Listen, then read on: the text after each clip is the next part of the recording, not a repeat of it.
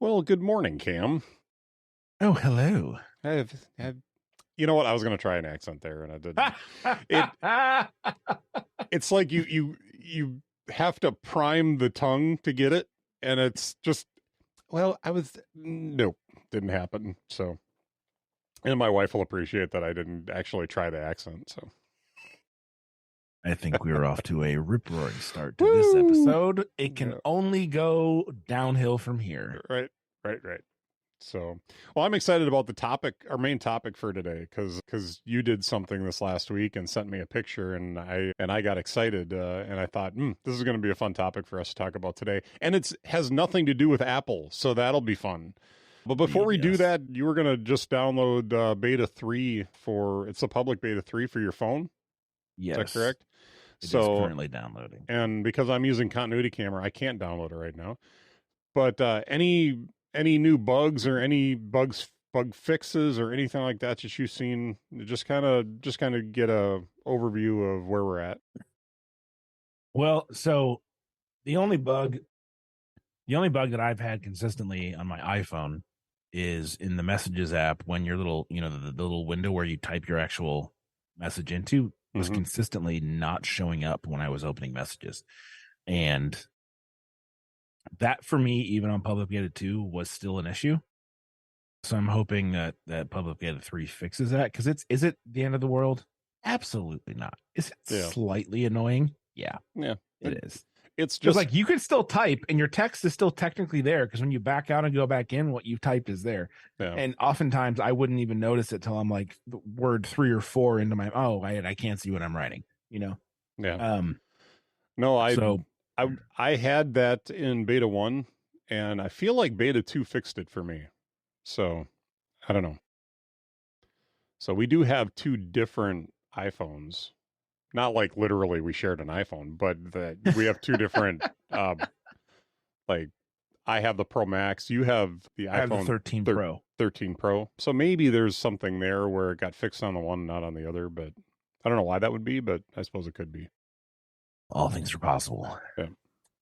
So, and actually, I think I just figured out what I'm going to talk about in our Delighting Me section today. So we've got turn the corner, folks. Moving in the right direction. We have teasers all the way around. So, woo. Yes. But as far as the betas and stuff like that, everything's been rock solid for me. The bug that you just talked about is the only thing I've really run into that's been anything close to a deal breaker. And I mean, the one thing that updating to Sonoma, if you're going to use any of Rogue Amoeba's software, none of it works with Sonoma, which is normal. They don't want to support it until it comes out. Which, honestly, I'm surprised that more development houses don't do that, because it is, especially for audio, it can be really perilous during the betas, because if Apple changes anything that's an underlying framework, all of a sudden everything blows up. So, being that a lot of podcasting companies and stuff like that will use Audio Hijack specifically for doing recording, for them just to make a blanket statement that says, hey, we don't, we're not promising anything on the betas, so don't even bother. Make sure your production machines are not updated, because if they are, you're going to lose the ability to use this app. So I think it makes sense. I certainly wouldn't want to have to deal with the support email that they would deal with for that. So, because you never know, it could like beta 1 could be good, beta 2 could be good, and beta 3 breaks it. So yeah. I mean, it may not even be that it was broken from the beginning, but it could break mid-cycle, and then all of a sudden your production machine doesn't record anymore, and that would suck. So, all right. Well, yes. I think that's about it, I think. So why don't we go ahead and get into the subject that we're going to talk about today, because I'm excited to talk about it, and I'm excited to give you some recommendations and such for your quest into this new journey that you that you are beginning. So all right, let's get into it. Cam bought a Nintendo Switch. Oh, all right. We're just going to say it, huh? Oh, okay. Yeah. No, wasn't going to tease it. We teased it enough already. So, Indeed. and the picture that I got was that you bought the Legend of Zelda Tears of the Kingdom edition of the Nintendo Switch OLED. Yes. So my options were that one or the OLED with the red and blue Joy-Cons Mhm. and not the all white ones. And I really wanted the all white ones because I just like the black OLED screen with the white Joy, like just looked clean, fits with everything. In I have a very white and black aesthetic in my house, like Mhm. very clean, very crisp. Loved it. Showed up at Target. My options were the Tears of the Kingdom. And the guy's like, well, the game doesn't come with this. And I was like, okay, one, thanks for letting me know. You don't have to be grumpy about it. Secondarily, if my choices are this one or the red and blue one, I'm taking this one because this is like gold with green and has all sorts of like those cool like hieroglyphic images and stuff on it. So this one looks awesome. I'm taking this one. Yeah. So it didn't come with the game? No, so they were the same price. I initially thought it did come with the game because usually when you buy the game bundle, Yeah, it comes with the game. So I'm highly disappointed. Yeah, so I didn't get the game. Which is why I asked you if it's like, is it because like those sorts of like open world adventure games, like I don't know. But anyway, so yeah, so I bought the Tears of the Kingdom edition, but it didn't come with any games. So, but it looks pretty. Yeah. As much as a Nintendo Switch can look pretty, which is, Hey, you know what? It's actually, I think, designed to mimic the Pura Pad that's in Tears of the Kingdom, because you carry a little like handheld that looks exactly like a Nintendo Switch, but that's funny. But it's designed to fit into the game aesthetic. But yeah, that's what you use for, looking at your maps and looking at. I mean, it's basically you're using that as a tool throughout the game. Gotcha. Mm-hmm.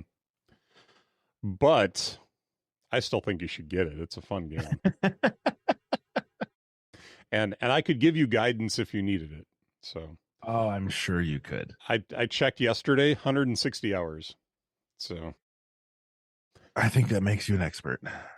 Oh, well, it's funny because I had another thing happen recently where there is a group of probably 5 boys at our church that are all under the age of like say 8, maybe 8 or 10, and one of them noticed that I was just watching a YouTube video on Tears of the Kingdom, and he's like, "Oh my gosh, do you play?"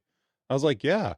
He says, "Did you like start the quest where you get the 4 guys or anything?" I was like, "Yeah." I says, "I got all 4 and I got the 5th one, not to spoil it for you." and he's like, "What?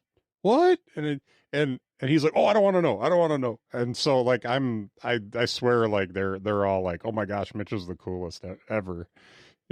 And so they were asking me about different things in the game, and, well, don't spoil it for us, but what about this?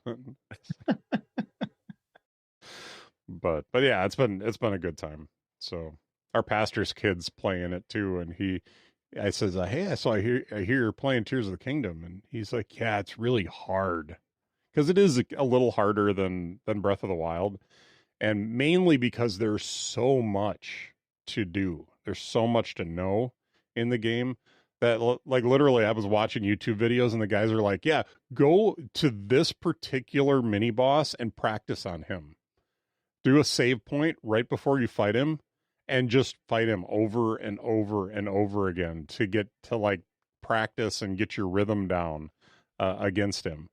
And so where in Breath of the Wild, there's a certain mini boss called a Lynel that's like kind of a, if you can think, like, I'm trying to think of what they're called, but like the half horse, half human centaurs. Yeah, centaurs, but he's a lion instead of a human. Like it's kind of like a human like. But it's half what it's horse, a lion. half lion, half horse, half human, half lion. Like it's 3 halves, Mitch. I think you failed math class. A third each. I don't know. Okay. But if you had a half human, half lion, like more like a werewolf, but then you crossed it with a horse, that's a Lionel. So, and they're a tough boss. I never beat them in Breath of the Wild. And I would watch videos on them, try to learn how to beat them, and I just could never get it. So I just never fought them.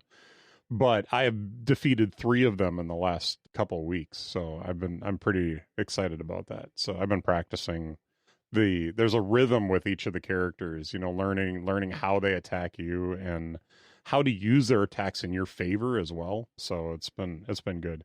I've had to learn how to parry with my shield. So like when they strike you, pull the shield up and parry them.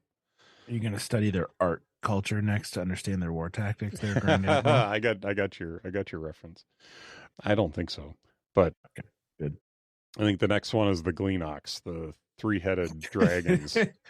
Gleenox? They call them. So let me guess. That's a cross between a character from Glee and a box of Kleenex. Pretty close. It's a 3-headed dragon. So.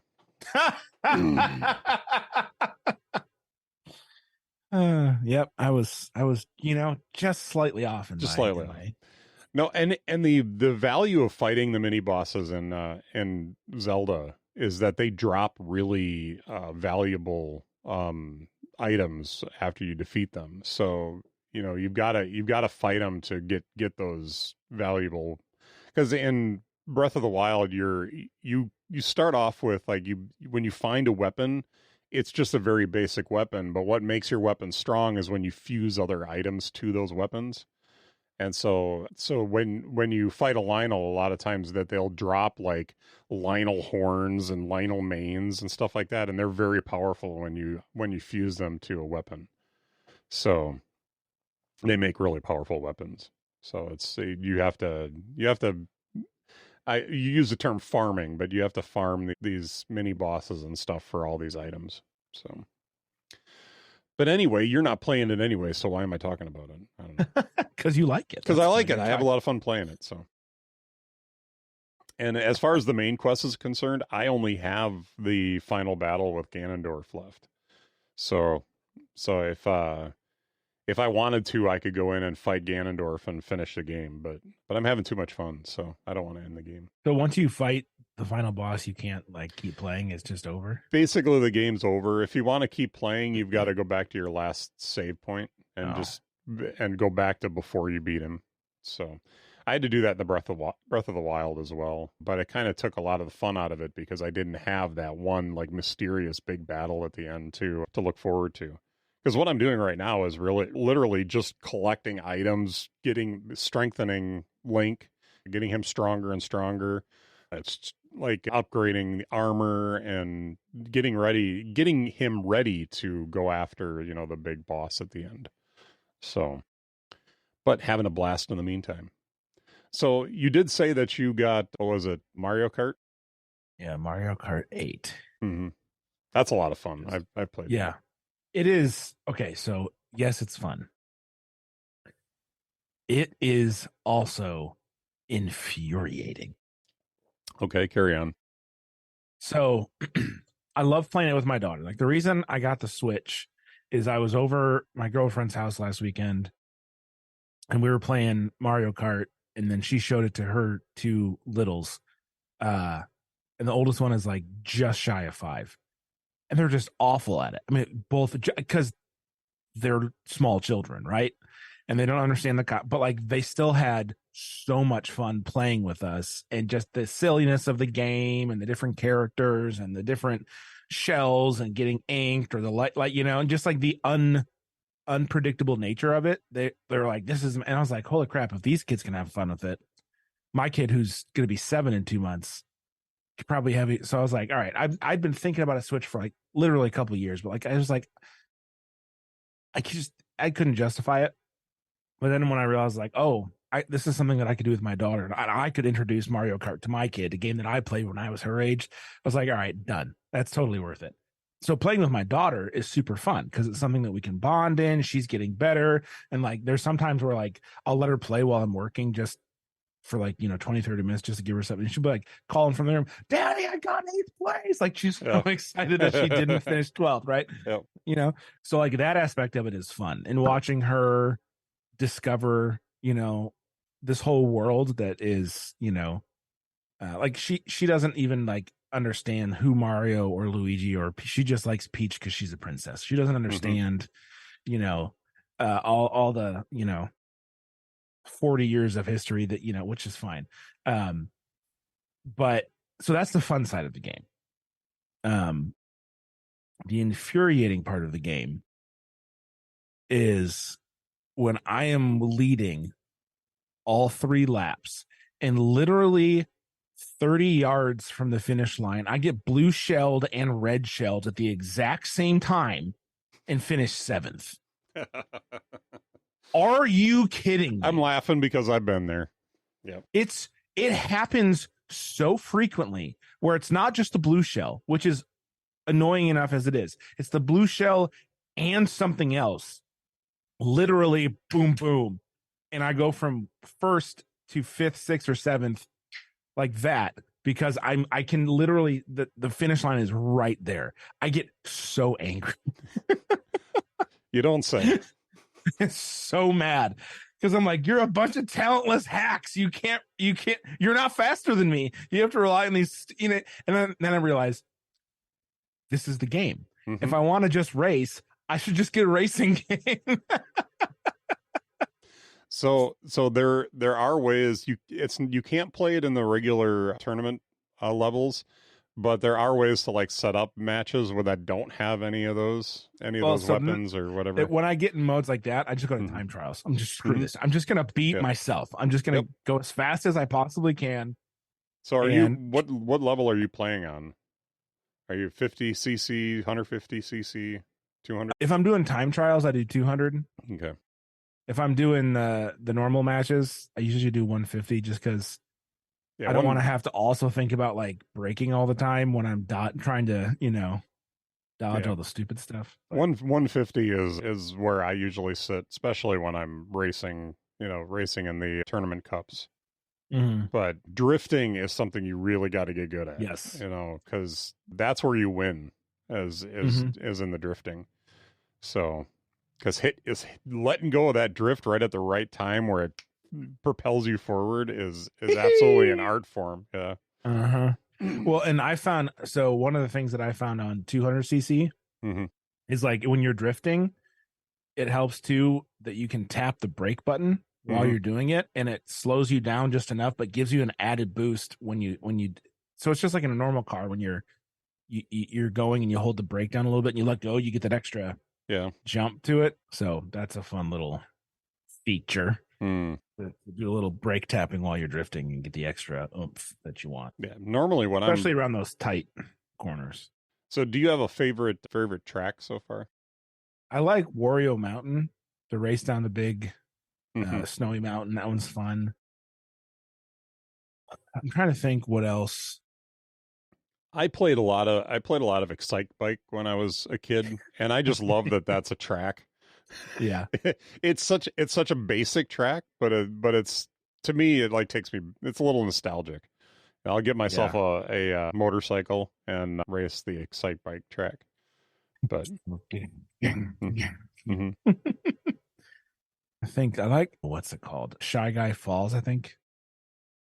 Okay, where you've got the water, where you're racing in the waterfalls. I think I'm trying to remember. Yeah, there's waterfalls in that one. I don't like the ones where you actually like drive underwater too much. Like there's that one where you're like underwater pretty much the whole time, and like there's the pipes that like shoot you up, and you go like in that giant eel's back or whatever. That one's not my favorite, but I'm trying to remember some of them. Like there is some of them late in the game. I think there's one that it's, the name of it is escaping me, but it's where you're basically on a road with other traffic. It's later Turnpike, yeah, and you can like go up on the walls at certain points. Those are fun. Yeah, the ones where like you're in the anti-gravity and you're like your car or bike is like floating and you have like those little turnstiles that like the Rainbow Road ones are always fun. Yeah. And you're like you at certain points you don't even know which way is up because the road has twisted and flipped and like gone vertical and upside down, and those are kind of fun. And like the other thing too is like what I appreciated about the different tracks is like they tell you like what version of the game they were in.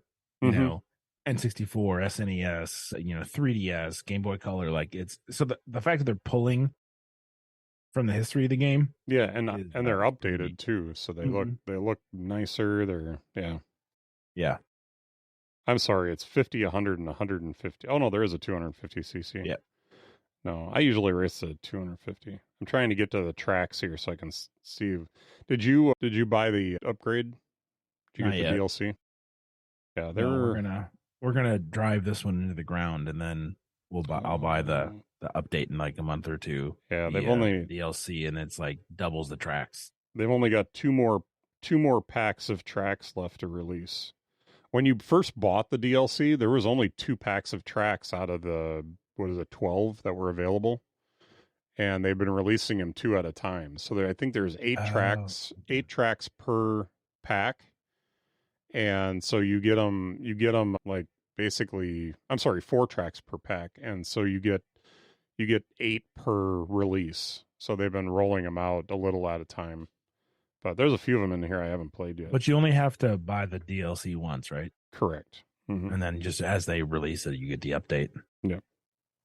That's good. Super Bell Subway. I have had fun on that one. Which one is the one where you're like a miniature inside a room and you're racing around? No idea. Maybe is that Ribbon Road? I think that might be Ribbon Road. Yeah, I think that is. But that one I always find to be a lot of fun because the roads are like rolling because you're racing on ribbon. Oh yeah, that one is. So it's trippy when you're on those. But yeah, the DLC added some really really cool tracks to it. So yeah, by the time they release them all, it doubles the number of tracks that you have. So very cool. Any other games that you saw that you were interested in? So I put Rocket League on there. Okay. Yeah, I've played Rocket League. It's fun. I'm terrible at it, but it's fun. Well, you play Fortnite too, right? Yeah, so here's the deal with that. I put that on the Switch because I was like, well, duh, portable Fortnite, let's go. Mm-hmm. I can't play it on the Switch. Yeah. It's awful. And it's not Fortnite's fault. It's the joysticks are so like there's no subtlety in the joysticks. So if can you pair a different controller with like Bluetooth controller? Well, they make the Pro controller.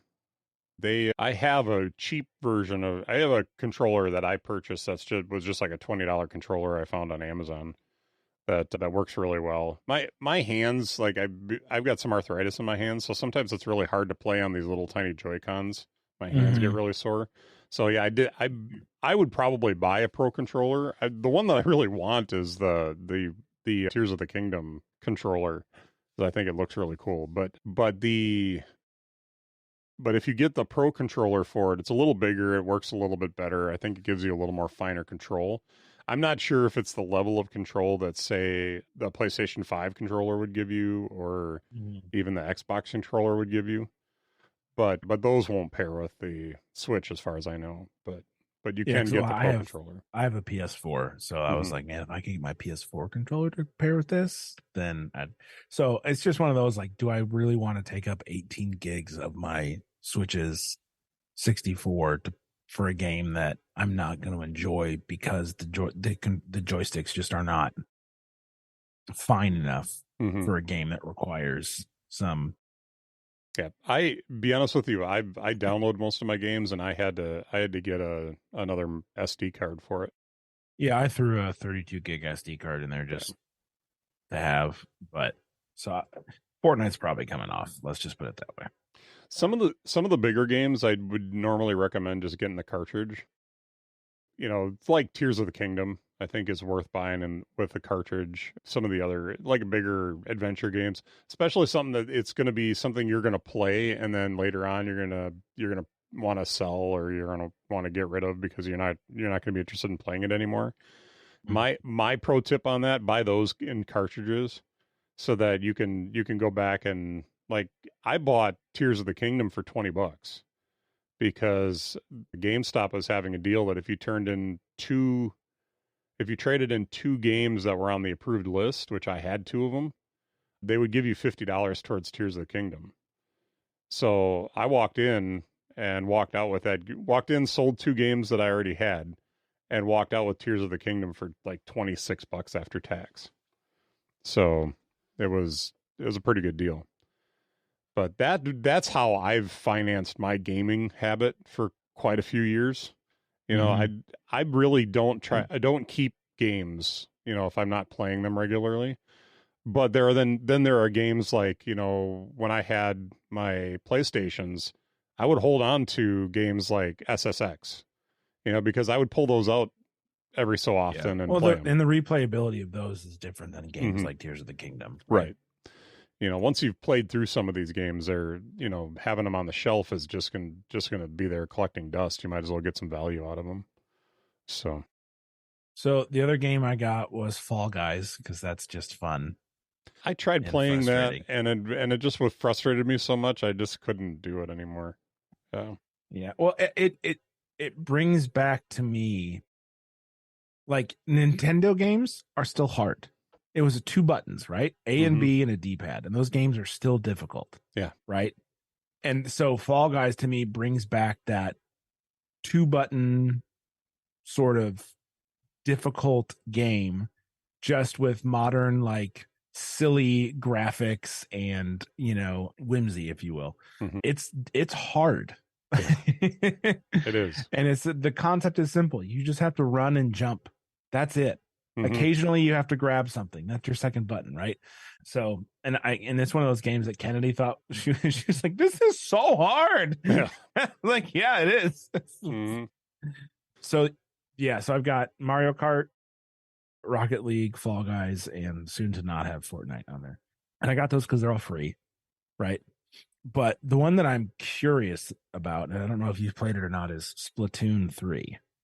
I have not, and it's a game that I've been curious about too, because it's got online play. It is a version of the first person, third person shooter, but done in a far more creative, far more less violent fashion. Yeah. And I think it looks cool. I think it'd be a lot of fun to play.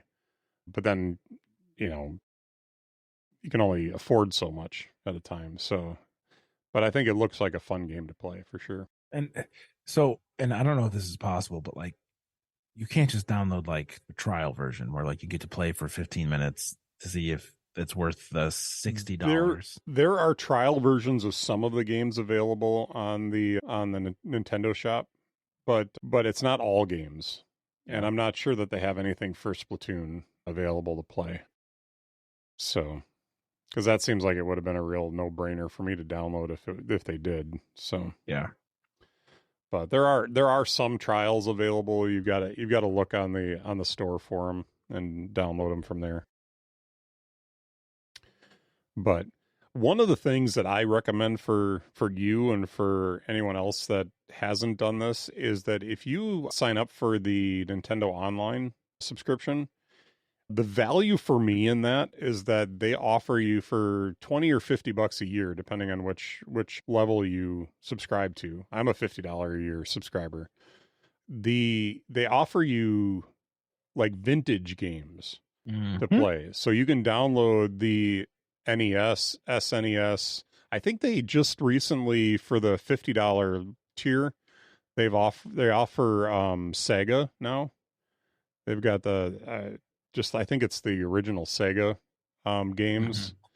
They have Game Boy games available now, which is right in my wheelhouse. Games, yep. Because I literally have my Game Boy on the shelf right behind me back here. My only disappointment with the Game Boy emulator is that they don't have Super Mario Land yet. Because I can't even tell you how many times I've played and beat Super Mario Land. I had it down to, it takes me about 40 minutes to play through the whole game. And so I would love to be able to play that on my Switch.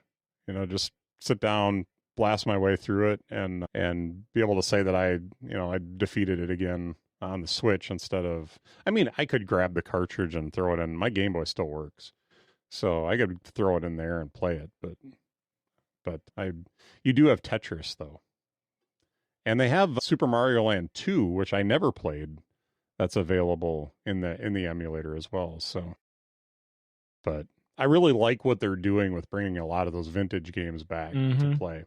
So, and in those apps, if you pull both triggers, so your left and right triggers, if you pull both of those, you will get a little menu that is part of the, it's not part of the game you're playing, it's part of the app or whatever you want to call it.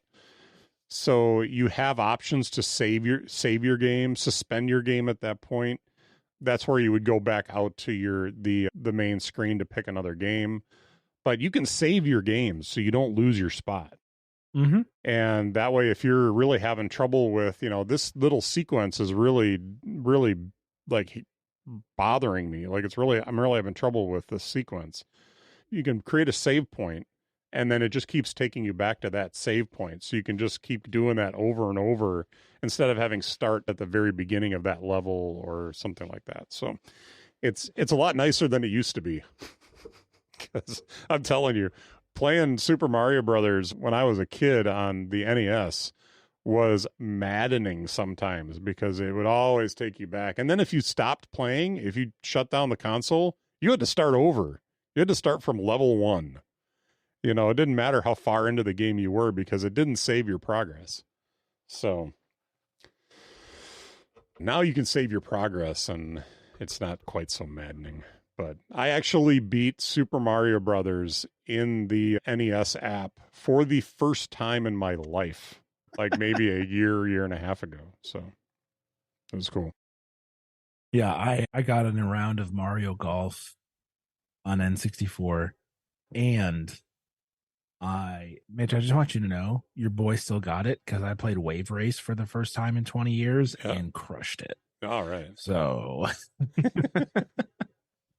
nice. Yeah, when I saw the emulators, and I was like, oh my gosh, Donkey Kong Country, Mario Golf, Mario Tennis, like all these games that I was just obsessed with, as an early teenager, Wave Race and Star Fox and all that sort of stuff. I was like, oh my gosh. Yep. I'm so going to play these. The one annoying thing about Star Fox is that by default, the controls are inverted. Mm-hmm. And my brain doesn't play that way. Yeah. And so I was trying to play the first level. And also I remember those graphics being so good. Yeah. They're horrid. They're so bad. Yep. But I remember at the time thinking oh my gosh, this is incredible. But there's no way to change the controls to not be inverted. So I'm not going to be playing Star Fox, which is really that's disappointing. Yeah, I'm surprised they don't have something in the settings to do that. Let's put it this way. If there is, I was unable to find where I could make the controls not inverted. It's like when you're trying to aim for the one little bright spot on the end level boss that you have to hit, and you have to go up. So you hit up and your thing goes down. Just do what I want you to do. Right. Frustrating. Yeah. But yeah, no, the old school game emulator option is fabulous. I will always say that I think that the Lego Star Wars, the Skywalker Saga, is amazing, especially if you're into Lego Star Wars games. Best Lego Star Wars games for sure, possibly one of the best Star Wars games out there right now. I would love to see a good open world, more realistic Star Wars game come out eventually. I don't know that they have such a thing out there right now, but to have an open world Star Wars game would be incredible. So Knights of the Old Republic, right? That's not really open world though, is it? I mean, you have to go do quests. So yeah. But that game I've heard is incredible. Mm-hmm. I can never get past when you go underground the first time on Coruscant, I can't get past the first literally the first boss. I can't do it. I've tried on multiple occasions. Maybe I'm broken. I don't understand. In which game is this? Knights of the Old Republic. Knights of the Old Republic. Okay. Mm-hmm. You go to Coruscant, and then one of your missions takes you down a couple levels or whatever, and you have to fight. Okay. I can't do it. It's literally the first hard thing in the game. Mm-hmm. And I've seen all of these other clips of what the game is like, and I'm I can I literally can't get past the first like micro boss. Mm-hmm. I just can't do it. And I don't know how. And I was like, this is so dumb. I hate this game. Like, it's just gonna go play FIFA again because at least I can score goals there. Yeah. Also, a real like total opposite pick from any of the games that we've talked about so far. Animal Crossing is okay. Talk to me about this game. So when I needed something to occupy my time when I was down with COVID real early this year. And so I bought Animal Crossing at the time and was playing through that.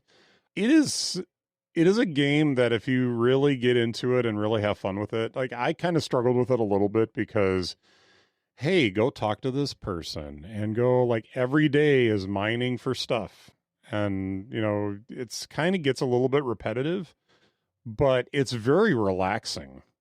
Like, if you really need to like chill for a bit, it's a very relaxing game. I'm not sure if I would say for me it was worth $60 to buy it, but I did enjoy it, and I do still have it on my Switch. I would consider going back to it at some point. But what's really frustrating me right now is I moved my house out onto an island on my island, so I have a river in between me and like all the main stuff because I thought I'm just going to get out in the middle of nowhere and I'm going to build my complex out there. Well, now I got to build a bridge and I got to build a ramp, and it has to go through the town itself that you're creating. So you got to go to them and get the permits to build this. You've got to raise the money, which okay, this is not a game for me. If I have to get freaking permits in a video game, well, I'm out. It's essentially permits. You have to get to the point where you can build it, and then you have to get money to build it, and they open it up to the whole town. All the people in your town can donate towards it, and what it ends up being is GoFundMe and Kickstart your so here's the problem though. Here's the problem. I'm throwing 10,000 shells, I think they are. I'm throwing like 10,000 shells in at a time, and everyone else is like, here's 10, here's 5, here's 20. It's like, dude, you're not helping me here. I'm putting in all the money. Yeah, now I see why you're moving out and going off grid, Mitch. You're just a grumpy old man. Yeah, I just want to be the grumpy old man shouting at the sky in this game. So anyway. Yeah, you can take your permits and shove it. Get off my lawn. Slow down. Well, when it came down to it, I had visited some other islands to see how other people were building, because you can do that. And I'm like, man, I don't have near enough space to do what I want to do with my house eventually. So I'm like, I'm going to get out there so that I've got the space to do it. And now I'm in the like throes of trying to get this bridge funded, and it's like, ugh. But anyway, yeah, it's fun, I swear. Not a game for me. That and Stardew Valley, right? Same deal.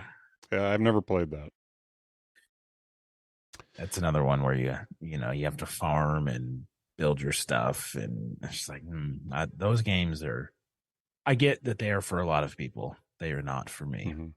Now, and you talk about that in reference to Zelda. Doing quote farming. You're not really farming. What you're doing is you're going out and battling bosses, and you're collecting items and stuff like that. You're farming items, but it's not that dissimilar. But it's so beautiful as you're doing it.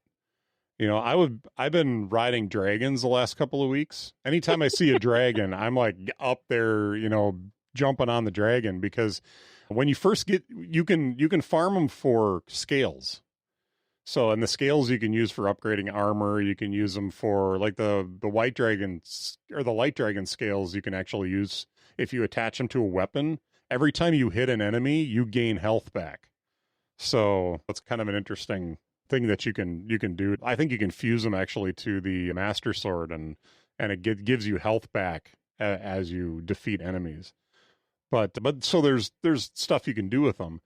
Getting claws off of the dragons. But the problem with the dragon is that it takes 10 minutes for them to regenerate. so they gain their strength back, and you can't farm them for anything in the meantime. So it's not like you can just sit there and shoot arrows at them and get scales off of them. You know, you got to wait like 10 minutes for the scale, for it to be able to get your next scale. So I was flying with the white dragon around the map one day, and I turned on the brewer game, and I'm just sitting there looking down at my lap, looking back up at the game, looking down at my lap, looking back up at the game, just waiting for the light dragon to regenerate so I can farm another scale. I did that for like 2 or 3 hours. Oh my gosh. As I was watching the brewer game. Yeah, so but that's the nice thing about the Switch, is that you can play it on the TV when you want to, but if you want to grab it and just put it in your lap because you're waiting on something to happen, you know, you can do that, or you can play it handheld, you can take it with you. Like, that's the one thing I really like about the Switch. The downside to the Switch is that it's underpowered versus a lot of its contemporaries. Yeah. So your PS5, your Xbox, those are all going to be far more powerful and run far more powerful games. Mm-hmm. But the Switch just has the convenience factor. So yeah, and so totally agree about the portability and the multifunctionality is great. Mm-hmm. And even like the fact that you can prop it up on a table and just use the Joy-Cons that way too, if you don't want to do it handheld. So like there's 3 different ways to engage with it in that way, which is awesome. But I also think, to your point about it not being as powerful, like Nintendo has leaned into the fun, light, cartoony sort of games that best work with what that system, you know what I mean? Right. Like they've provided an incredible number of games that do work well on this platform, knowing full well that, like, you know, I don't even know like what a modern like PS5 game would be, like some of the crazy super, you know, like the latest Skyrim game, or, you know, like the ones that are just pushing the limits of graphics and processors and stuff like that. I mean, even the new Gran Turismo game, you know, just the realism. I'd swear it's almost photorealistic. How good those graphics are. And Gran Turismo has always been at the cutting edge of what was possible. Because I'll be honest with you, if I went out and dropped $500 on a PS5 right now, that'd be the first game that I would buy. Because to me, you know, that's one of the key games, and I think the reason for me to even do the PlayStation 5 right now, to be able to get the more powerful games, is to be able to get, you know, the latest Madden game, to be able to get, you know, whatever the new baseball game is for the MLB. I forget if that's the show. Yeah, you can get the show on the Switch. Can you? I'd have to look it up. Yeah. But I don't know about Madden, but I know that you can get... I don't think you can get Madden. But so FIFA is no longer... The soccer games are no longer FIFA. They're FC. Okay. EA Sports FC 24. It's like you can pre-order that. And I saw MLB The Show 23 on there as well. Okay, I'll have to look. Yeah. I have FIFA 22 on my PlayStation. And I don't play my PlayStation nearly as much as I used to. Yeah. And part of me is like, I want to keep the Switch as like something that I do with my kid. Mm-hmm. You know, and then occasionally play the old school games just for nostalgia. So one thing that I did is I've got my studio down here in the basement that if I want to play, I can play it on my 27-inch iMac, which is a much clearer image. But I have to do that through a Elgato stream box. So I have that, I think the HD60S underneath my desk here. And I was getting tired of moving the docks back and forth, because I would add one dock for the Switch. So I bought a second dock, and I actually have, it's a third-party dock. It's not the official dock. The official dock, actually, I lost my official dock in a thunderstorm. It got fried. Oh, wow. Yeah, so we had the power outage, and when I came back, it wouldn't work. It wouldn't charge the Switch anymore. It wouldn't send anything to the TV. So I bought 2 of these docks. I don't know if I got enough cable to bring it up here, but I don't. But it does everything that the official version does, except for the CEC. So when I turn on, it's the CEC, which it works with your TV too. So if you power on your TV, it powers on the Switch. Or actually, it's the opposite. If you power on the Switch, it switches your input to the Switch automatically. Gotcha. Yeah, And then if you turn off your TV, it'll turn off the switch. It like they know what each other is doing. Like my Apple TV does that. So if I turn on the Apple TV, it automatically switches over to the Apple TV. This dock does not do that. So I have to switch the input, which isn't a terrible thing. But I bought 2 of these right away because I can get 2 of these for less than what the official dock costs. So I think I paid like $25 a piece for these. But they work great. And so now I have one upstairs on my TV upstairs and one down here in my studio, so that all I got to do is grab my Switch and dock it wherever I want to use it, and then I just bring my controller with me so that I can play that way too. So so it works nice. Little pro tip for you if you've got more than one place that you like playing it, or more than one TV that you like playing it on. Nice. But cool. You have anything to add? No, I mean, we've talked about the portability, right, and the different ways to play it, and I just think it's a fun little device. Yeah, and I stayed up way too late playing Mario Kart the other night, is all I will say. Laying in bed at like 1:30, like, oh, you're just so angry. So I got a really good deal. Like, I really love Assassin's Creed. I've played those games before in the past. And that's kind of another open world game that you can follow the main quests, or you can kind of go off and do your own thing. I will tell you that I think it's Assassin's Creed 2 is the only game I've ever completed to 100%, because I just enjoyed running around in that game so much. Well, they offered Assassin's Creed the Enzo Collection, which is 3 or 4 games that started with Assassin's Creed 2 and then had a couple of side adventures, and I think there was another game in there. Bought that for like $10 or $15 on the store. And I haven't played it a ton, but I love that I have it so I can go back to play that, because it was such a fun game to play. And it was a game that every decision you make has consequences. So if you attack somebody in the square, the police are coming after you. And so you got to run. I mean, eventually they lose your scent, and so to speak. But it was such a fun game, and I got it for cheap. And that's another thing with the Switch that I really like, is that they'll bring some of those old games back to play, because they don't require the latest hardware to play them. Yeah. So you can get them and you can play them and have fun with them. So I think Skyrim's available for the Switch, and a few others like that. The one of the original ones. Yeah, saw that. Yeah, no, I'm gonna need your friend ID so that I can friend you on this too. So we'll do that some other time. But yeah, I'll either that or I'll send you my profile, and you can send me a friend request. But that way I know when you're playing and what you're playing. But I'm friends with my pastor, and him and his kid play on this account.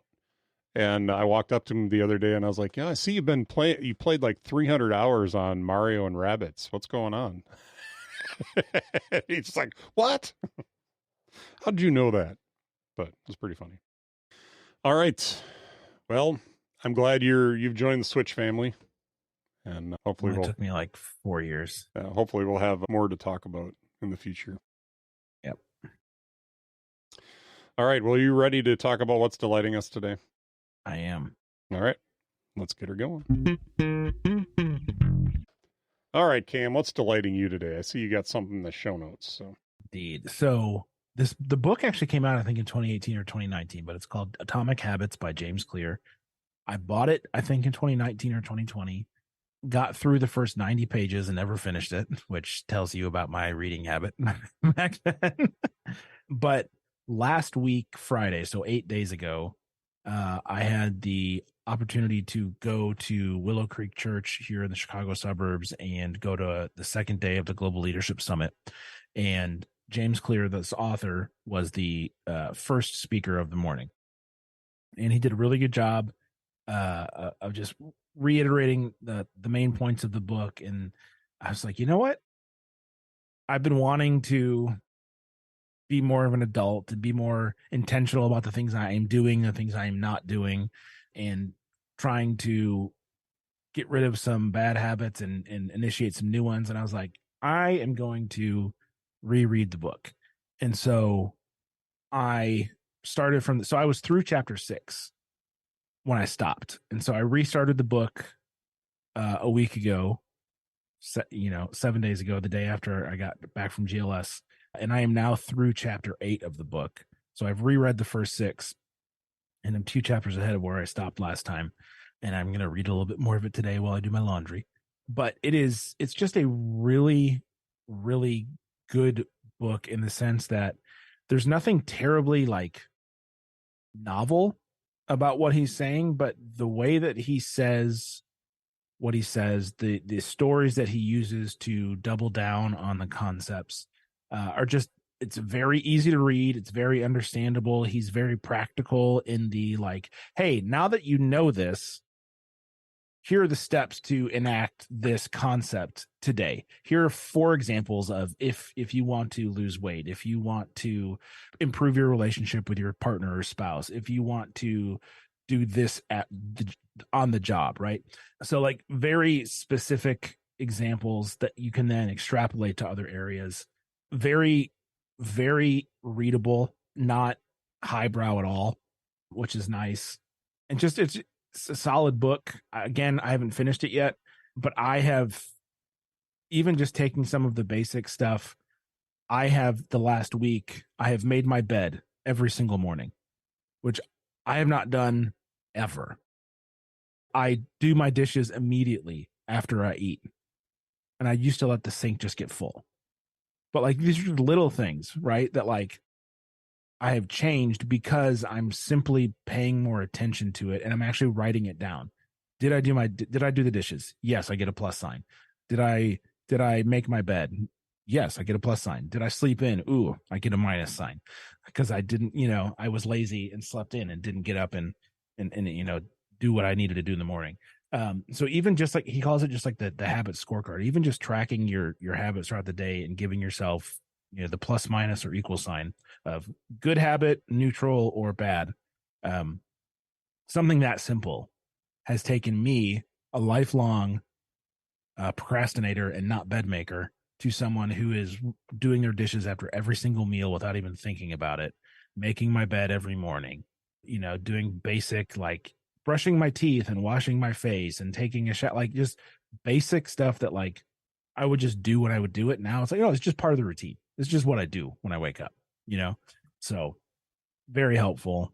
I'm excited about it and looking forward to finishing the book and seeing what else is in there. But I mean, just even already it's paid off with just that little stuff,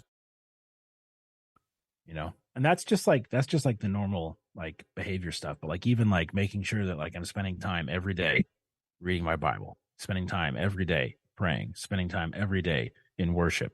Like I used to feel weird about like tracking that stuff, but now it's like, no, and one of the things that he says in the book is like every decision you make casts a vote for the kind of person you want to be. So if I want to be somebody that is regularly spending time with God, either through worship, reading my Bible, or prayer, every time I do one of those things, I'm casting a vote that says I am the kind of person that is committed to this relationship. I'm the kind of person that wants to, because it's about identity less than productivity, right? Is his whole deal. And he's not a Christian as far as I can tell. And so it's fun for me to read what he's saying and see like, oh my gosh, like this guy understands what identity is. And yet he doesn't understand that our true identity is son or daughter of God, right?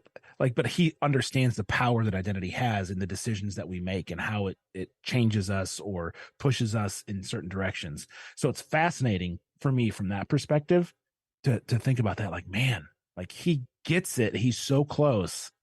And yet he's missing this giant piece that would be the last 4 chapters of the book, right? That just aren't there. But I can make a lot of those connections as I'm reading the book of like, oh, yeah, he's saying this. But if we go a little deeper over here into what I believe is actual reality, right? Our spiritual nature, this still jibes or vibes with that, right? It still works, but I'm able to approach it from the, okay, if my identity is, redeemed and adopted and forgiven and saved son of God, then the decisions that I make either cast a vote for that to be true or for it not to be. And that's a powerful thing to think about, because a lot of times we just make decisions in the moment. What feels good, what's less annoying, whatever. But if we can start to think from an identity perspective of, no, this is who God says I am. Is that person the kind of person that would do X or Y? Or would they say, no, thank you, I'm good, And I'm like so early on in this process, but like it's a fundamental shift in how I've been thinking about everything.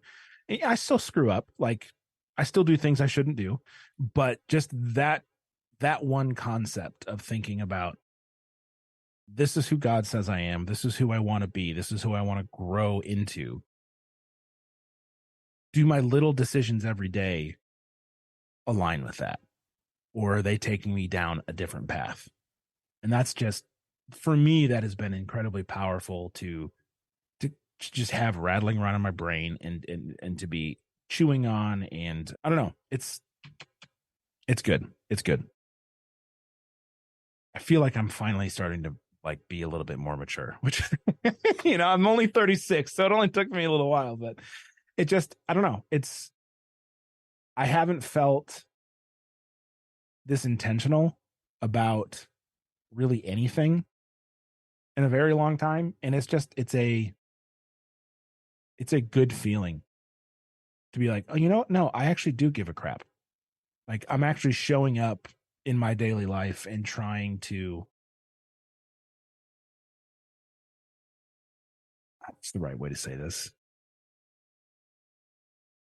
Like trying to do what's right, and that sounds so simple and I think reductionistic, but I don't know. That's where I'm at. I don't have a better word for it. Yep. So that's what's delighting me. I decided I needed this book, and I just spent $21 on the Kindle and Audible versions. So, all right. I hope it's beneficial and fruitful for you. By the way, pro tip for the listeners: if you go in and want to buy the Kindle version of this, they will sell you the Audible version at a discount because it's got Whisper Sync in the apps. So it's worth $9, I think, to get the Audible version along with. Oh, yeah, it is. Yeah. That's a great deal. So it was $11.79, I think, for the Kindle version, and another $8.99 for the Audible version if you buy them together. Oh, and I guarantee I spent more than that on the hardcover. Yeah, and I didn't get the audiobook or the Kindle version, so that's the deal there, folks. Yeah, the hardcovers on Amazon right now is $13.79. Well, it was not when I bought it. I don't. This is something that I don't always understand. Is the paperback is $15.90. And the hardcover is $13.79. So interesting. I'm sure it's a stock issue. They probably have more hardware. But yeah, I mean, I'm a hardcover guy when I can. But yeah, yeah. I mean, I get it. They just last longer. I'm almost tempted to buy it in paper as well, but I'll wait. Can only buy so much. I see what's delighting you here in our show document, and I have no idea what that is. So I am very interested, Mitch. So our friend and yours, Casey Liss from the popular ATP podcast and Analog on the Relay Network. Are him and Mike still doing Analog? Mm-hmm. Wow, good for them. So on both of the most recent episodes of those two shows, he's talked at length about his new app, Call Sheet. Now, he has talked a lot about this over the last, 6 months as he's been building it on ATP and all the different decisions that he's had to make as far as, I think they spent the most time talking about what to do as far as monetizing the app. But essentially what he's done and what he set out to do was to create an app that was like IMDb but didn't suck. So that's literally his tagline when he presented this idea to the guys on ATP. So and he just released it this last week. It went live in the App Store a week ago, basically. And he officially announced it on the 5th, on Monday. But what it does is it gives you the ability to like very quickly go in, because we all do this. We watch a movie and we're like, oh my gosh, who's that guy? And you can real quick like pull up the movie and go look at the cast, and it's not like plastered with a bunch of ads. It doesn't have a bunch of pop-ups getting in the way of what you're doing. It's, if you go on the IMDb website, or I think the iPad app can be like this, it's just tons of ads, and it's hard to even like find what you're looking for. This is the problem that Casey was trying to solve, and I think he did a wonderful job. It is actually a really good version 1 of an app like this, and I highly recommend that you guys look at it. The monetization model that he ended up going with, I think, was a good choice. You get your first 20 searches in the app for free, and then he'll pop up something for you where you can subscribe, and he's charging $1 a month or $9.99 a year for the app. And he's got basically a tip jar in there if you want to pay him more. But that $9.99 a year, I think, is probably the best option if you're going to be using this app a lot. And he gives you a 7-day free trial if you subscribe to the app. But it has a lot of really cool integrations. It does pop out to IMDb for a few things, but he's using an internet database for it. It's not IMDb, but it's a database that draws from IMDb.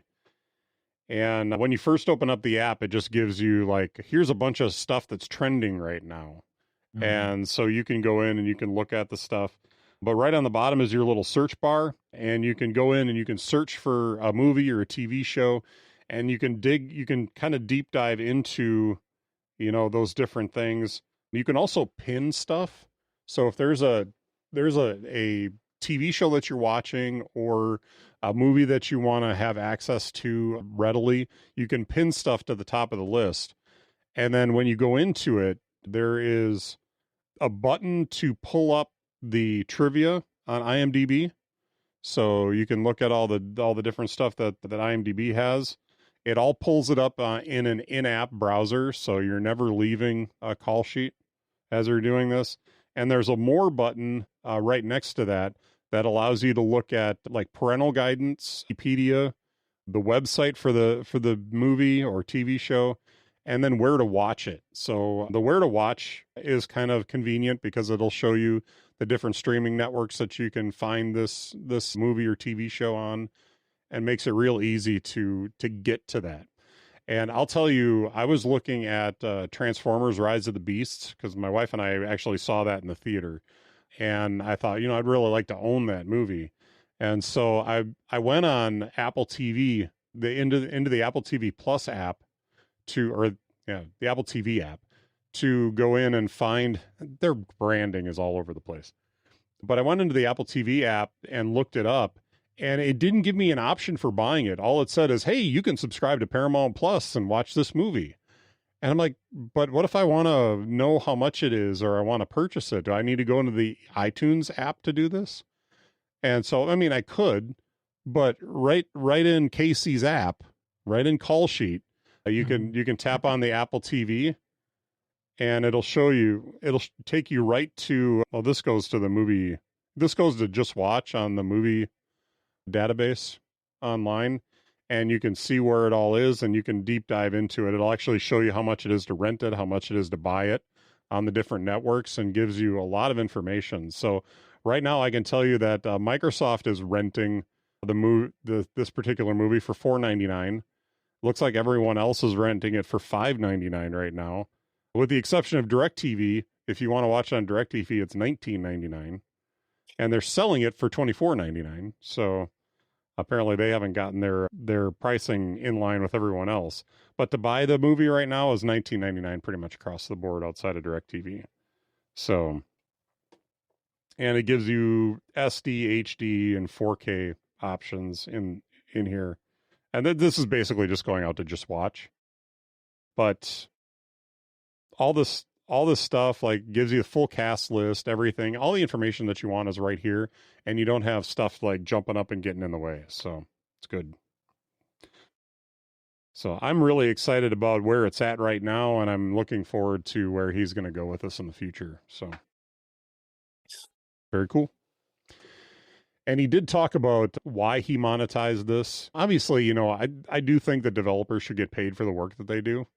I think that's fair.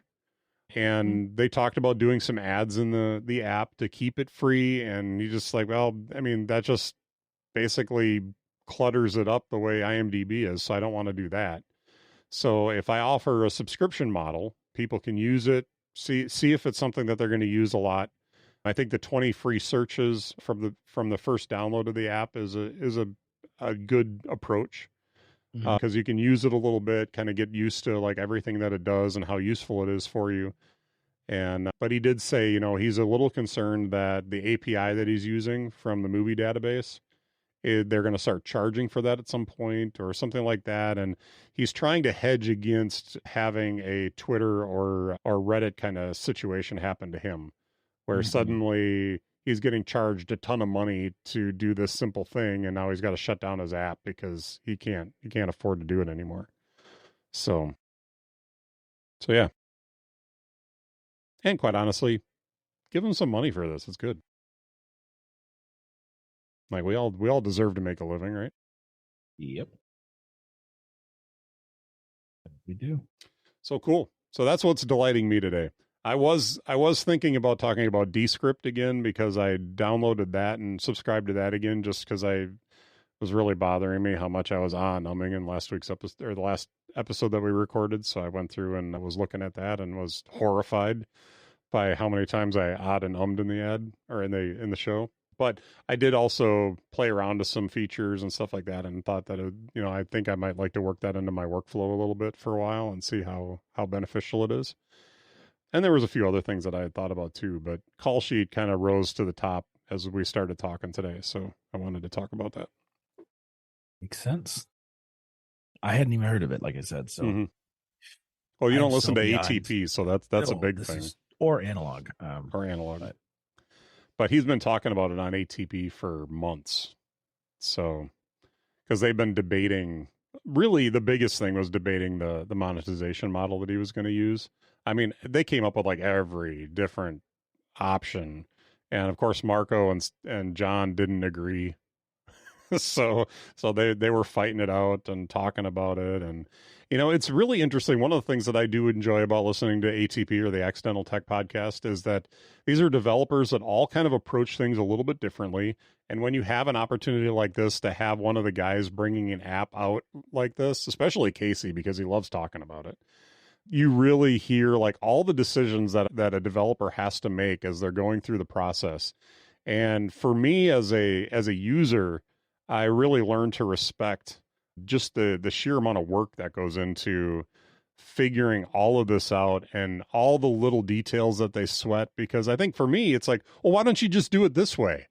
And then you hear them talk about it and it's like, oh, okay, that's why you don't do it that way. You know, and some of the guys that I've got a couple of guys that I work with at the church that are big Windows people, and they just want everything free. And I'm like, well, what about the developer of that? Doesn't the developer deserve something for all the work that he does? Well, you know, I just feel like I should be able to use this for free. And it's just a really kind of a gross opinion, I think. And I do run into that a lot with Windows users, and not to disparage you if you use Windows, but to me, like, that's one of the things that I saw as I moved into the Apple ecosystem now here about 13 years ago, is just the mindset change. Like the developers are almost your friends. They're almost people that you learn to respect and appreciate. And so when it comes to supporting them, you show up and you support them because, you know, they're worth it. So Casey, you're worth it. So very good. Yep, good stuff. All right. Anything else? Have you gotten into Foundation at all? We're behind right now. I haven't started it yet. That's one of the shows that I know I'm gonna like burn through. Mm-hmm. And so I'm trying to wait so that I'm not stuck, waiting a week because, well, I don't want to do that. One of the early scenes in the first episode was a scene that my wife and I just looked at each other and was like, yeah, we can skip this. So I'm just going to warn you ahead of time. Empire really likes his robot assistant, and yeah. Oh, so fun. You can just skip right over that. But anyway, that's all I got for you today. Very good. All right. Well, if you would like to check out more from us, you can check out innerdialogue.show. I don't think I've put links up there for the different podcast apps, but you can certainly search within your podcast app for Inner Dialogue and we'll show up.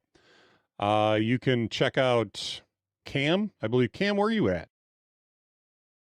Planet Earth. No, CamBrennan.com. CamBrennan.com for Cam, and check out MitchCraig.online for me. And if you're wondering how to spell Mitch Craig, it's just the way you think it is. So nothing fancy. You don't have to spell it weird. I have 2 first names. So actually I have 3 if you include my middle name. So very much can't be trusted. All right. Well, we'll see you back here next time. And Cam, it's been fun. It has.